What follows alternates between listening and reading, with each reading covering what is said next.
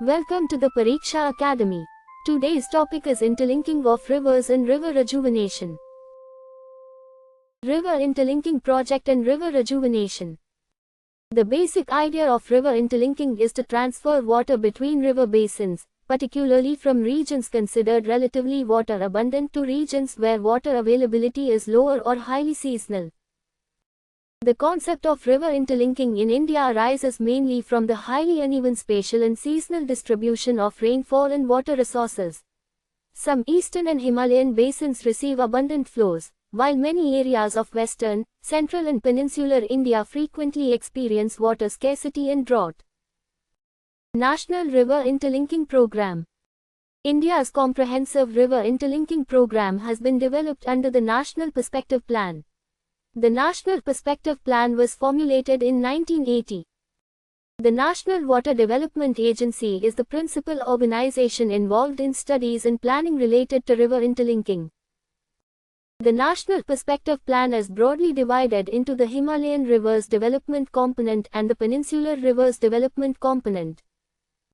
A total of 30 river links have been identified under the program, comprising 14 links under the Himalayan component and 16 links under the Peninsular component.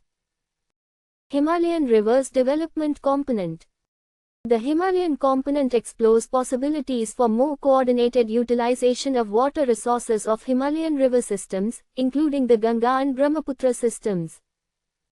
It envisages storage structures and link canals associated with different rivers and their tributaries.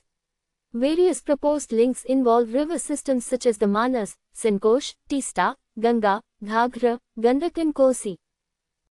Projects under this component are technically and politically complex because they involve interstate and, in some cases, international river systems. Peninsular Rivers Development Component. The peninsular component includes proposed water transfers among river basins such as the Mahanadi, Godavari, Krishna, Pennar, Kaveri, Ken and Betwa. The Mahanadi Godavari Krishna Pennar Kaveri system has been envisaged as a sequential chain of water transfers. Some inter-basin water transfer infrastructure between the Godavari and Krishna systems is already operational in peninsular India. Godavari Krishna water transfer. In Andhra Pradesh, the Pattisima lift irrigation project transfers Godavari water towards the Krishna river system through the Polavaram right main canal. The Polavaram project also includes provision for transferring about 80 TMC of Godavari water towards the Krishna basin. This provides an important practical example of inter-basin water transfer in India. Ken-Betwa River Link Project. The Ken-Betwa link is one of the most important projects under the National River Interlinking Program and is the first river link under the National Perspective Plan to move into implementation. The project concerns the Bundelkhand region of Madhya Pradesh and Uttar Pradesh. It envisages transferring water from the Ken River to the Betwa Basin. Dodhan Dam, the link canal and associated water infrastructure are major components of the project. Its major objectives include expansion of irrigation, improvement of drinking water availability and enhancement of water security in Bundelkhand. Both Madhya Pradesh and Uttar Pradesh are expected to receive irrigation and drinking water benefits. A major environmental concern is the potential impact of the project on the Panna Tiger Reserve and surrounding forest ecosystems. The Ken-Betwa project therefore represents an important case of balancing water resource development with ecological conservation. Par-Tapi Narmada Link. The proposed Par-Tapi Narmada link seeks to utilize possibilities for water transfer among the Par, Tapi and Narmada river systems of western India. The proposal is primarily associated with Gujarat and Maharashtra. Damanganga-Pinjal Link. The Damanganga-Pinjal project is an important proposed inter-basin water transfer project in western India. It envisages transferring water from the Damanganga basin towards the Pinjal system to augment water supply for the Mumbai metropolitan region. Godavari Krishna Link. Transfer of water from the Godavari basin towards the Krishna basin forms an important component of the peninsular river interlinking concept. The basic rationale is to transfer part of the available water of the Godavari system towards southern basins experiencing relatively greater water demand. Krishna-Pennar link.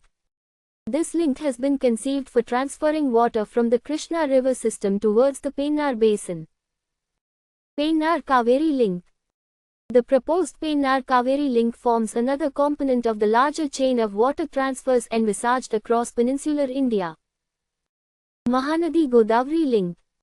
Potential transfer of water from the Mahanadi towards the Godavari has been conceived as an important upstream component of the peninsular river interlinking chain. Potential benefits of river interlinking. Inter-basin transfers may reduce regional disparities in water availability by supplying additional water to water-deficient regions. Greater irrigation availability in drought-prone regions can reduce agricultural dependence on uncertain monsoon rainfall. Some projects can improve drinking water availability in urban and rural areas. Reservoirs and differences in elevation may also provide opportunities for hydroelectric power generation. Regulated transfer from high-flow basins may assist flood management under certain conditions, although river interlinking cannot be regarded as a complete solution to floods. Improved irrigation and water availability may support agriculture, livelihoods and economic activities in drought-prone regions. Major challenges of river interlinking.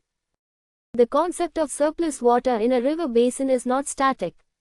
Rainfall variability, future local demand, environmental flow requirements and climate change can alter the quantity considered available for transfer. Large-scale withdrawal from a donor basin may affect downstream flows, floodplains, wetlands, deltas and aquatic ecosystems. Construction of dams and reservoirs can submerge forests, agricultural land and settlements, creating displacement and rehabilitation challenges. Link canals require extensive land and may interfere with natural drainage systems and wildlife movement. Inter-basin transfer may alter the natural movement of sediments and nutrients through river systems. Mixing aquatic organisms from different river basins can potentially affect native biodiversity and ecological relationships. Interstate rivers may generate disputes between donor and recipient states over water availability and future requirements. Himalayan river projects face additional geographical challenges such as seismic activity, high erosion rates, heavy sediment loads and landslides. Climate change may alter monsoon flows and glacier contributions, making future estimates of basin surplus and deficit increasingly uncertain. River rejuvenation. River rejuvenation means restoring not merely the cleanliness of a river but also its flow regime, water quality, floodplains, wetlands, groundwater connections, biodiversity and natural ecological functions. A healthy river should be understood as a living ecological system consisting of the river channel, floodplain, tributaries, groundwater and biological communities rather than merely as a channel carrying water. Need for river rejuvenation. Discharge of untreated municipal sewage is one of the most serious causes of pollution in urban rivers. Industrial effluents may introduce toxic substances and heavy metals into river systems. Agricultural runoff carries fertilizers and pesticide into rivers and may contribute to nutrient pollution and eutrophication. Excessive withdrawal of river water can reduce natural flows and diminish the river's ability to dilute pollutants. Encroachment upon floodplains restricts the natural space available to rivers and may increase urban flood risk. Excessive or unregulated sand mining can alter riverbeds, flow channels, riverbanks and aquatic habitats. Dams and barrages modify natural flow and sediment regimes and may disrupt ecological connectivity. Namami Gange Program. Namami Gange is India's major integrated program for the conservation and rejuvenation of the Ganga. Its major components include sewage treatment infrastructure, industrial pollution control, river surface cleaning, biodiversity conservation, afforestation, development of ghats and crematoria, and public participation. The National Mission for Clean Ganga is the major institutional mechanism associated with the conservation and rejuvenation of the Ganga. Effective Ganga rejuvenation requires management not only of the main river but also of its tributaries in the entire river basin.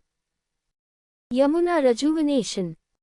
The major problems of the Yamuna, particularly in urban stretches, are associated with sewage and industrial pollution. A relatively short stretch passing through Delhi receives a disproportionately high pollution load. Sewage treatment, drain management and maintenance of adequate river flow are therefore central to its rejuvenation. The Yamuna Action Plan has undertaken sewage treatment and pollution control measures in different phases. Major strategies for river rejuvenation. Municipal sewage should be treated before being discharged into rivers.